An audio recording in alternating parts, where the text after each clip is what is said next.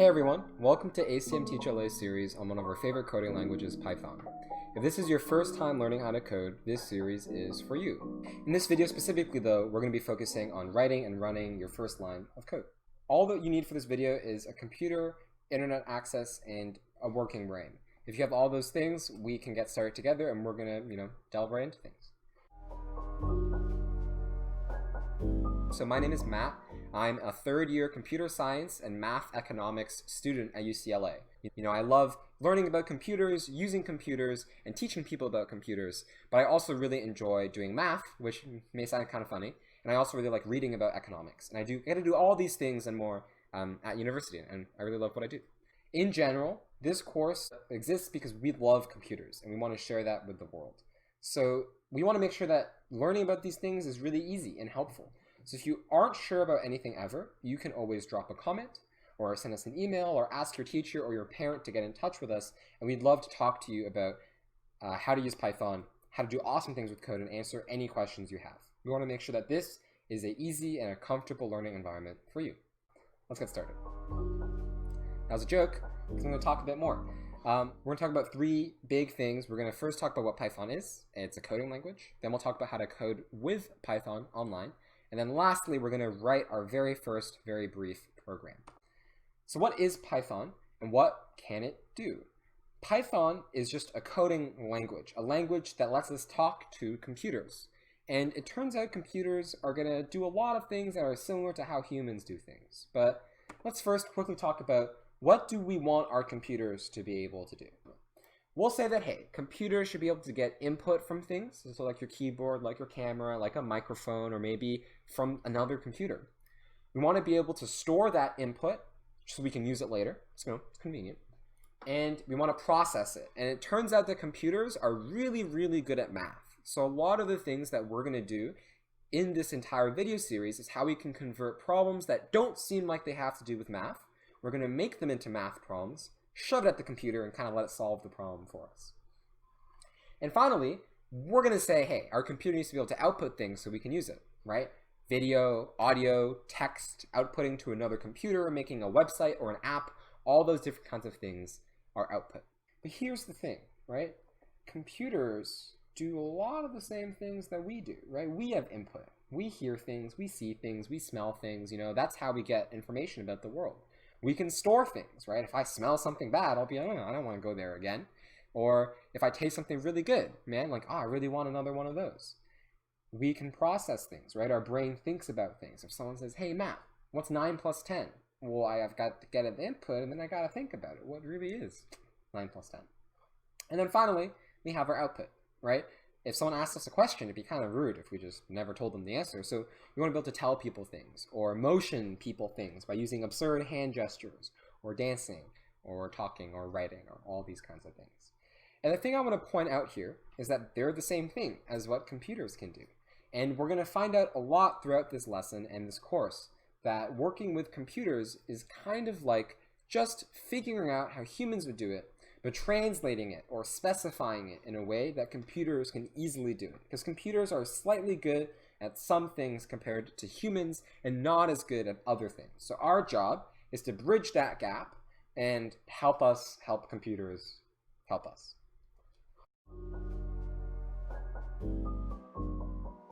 And code is a set of instructions for your computer that tell it how to input things, store things, process things, and output things.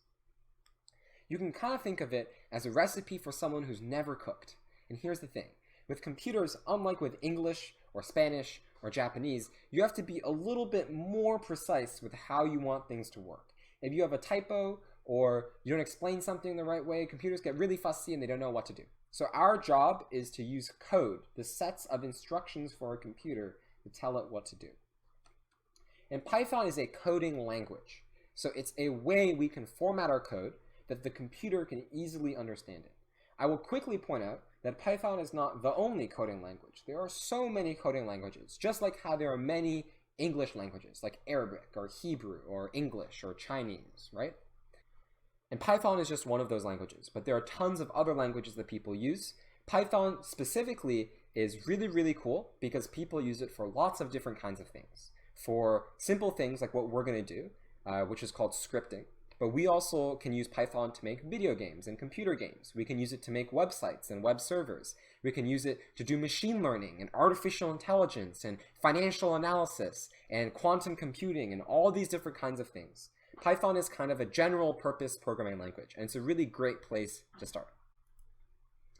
And the computer understands Python easily, and that's the big thing. But we'll kind of see that Python is not that hard to understand as a human too, and that's one of the big benefits that you get out of Python compared to other programming languages.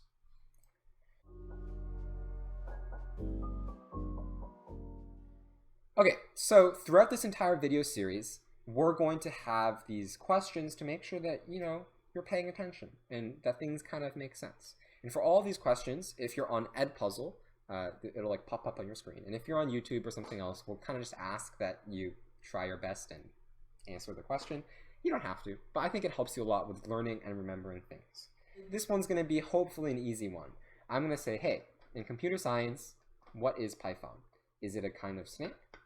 Or is it a coding language? I don't know. Well, hopefully, you said a coding language. It is also a kind of snake, but not in computer science. So we'll be doing more of these questions. They'll be more related to the actual subjects that we'll be studying, but I just want to make sure that that works for you. And again, if you ever feel like you don't know the answer, feel free to rewind or talk to us. We'd always love to talk to you about how to do it.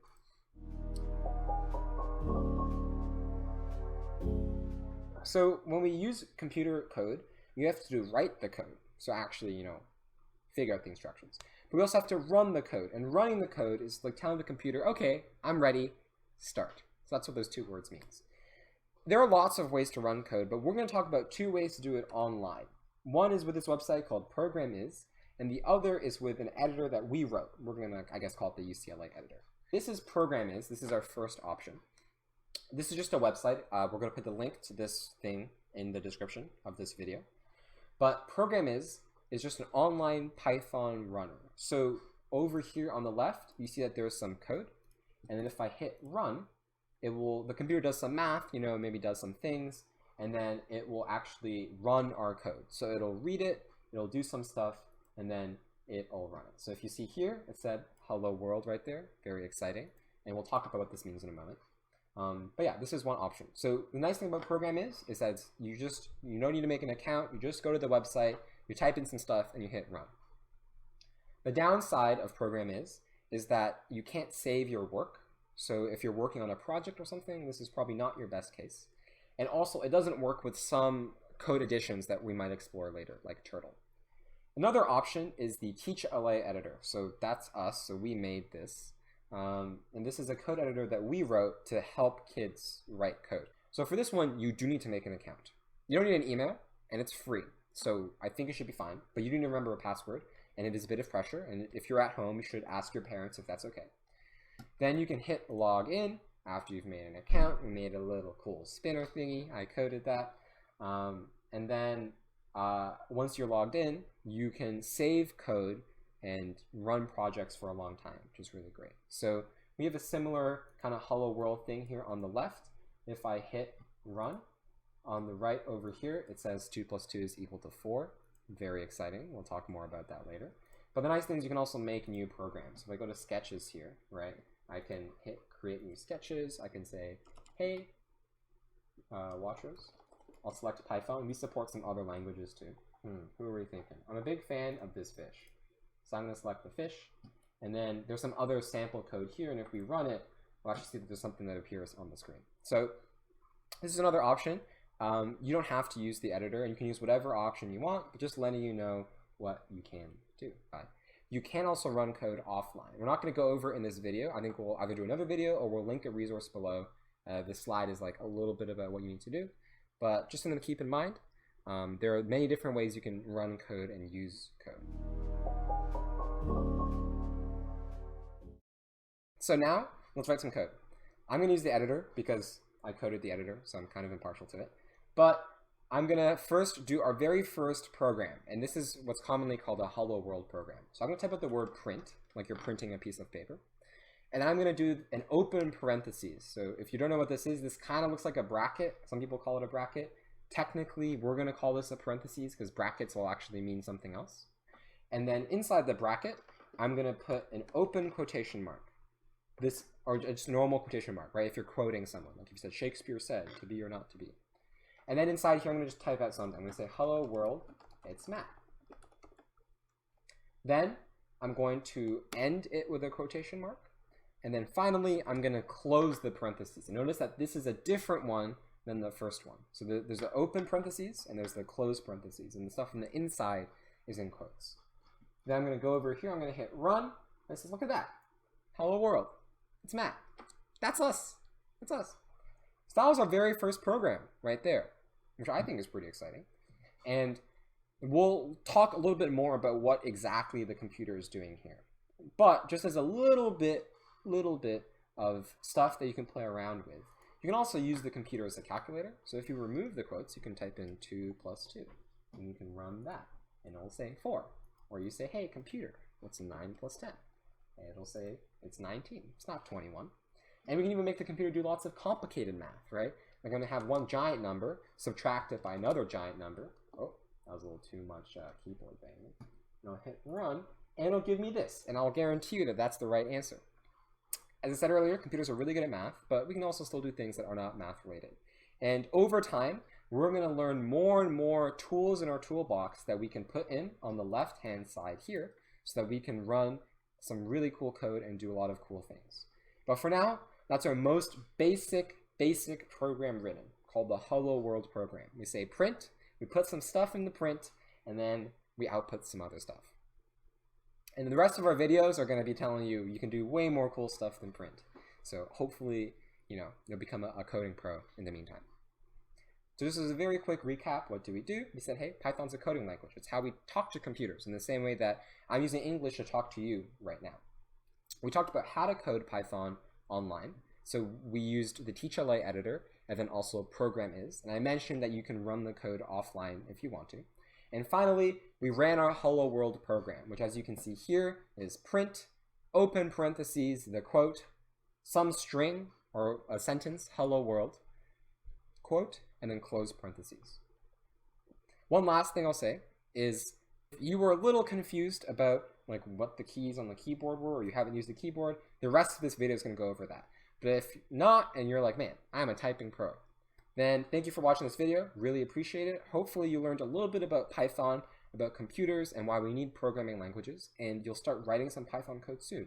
And you'll go to our next video, which is about data types and operators.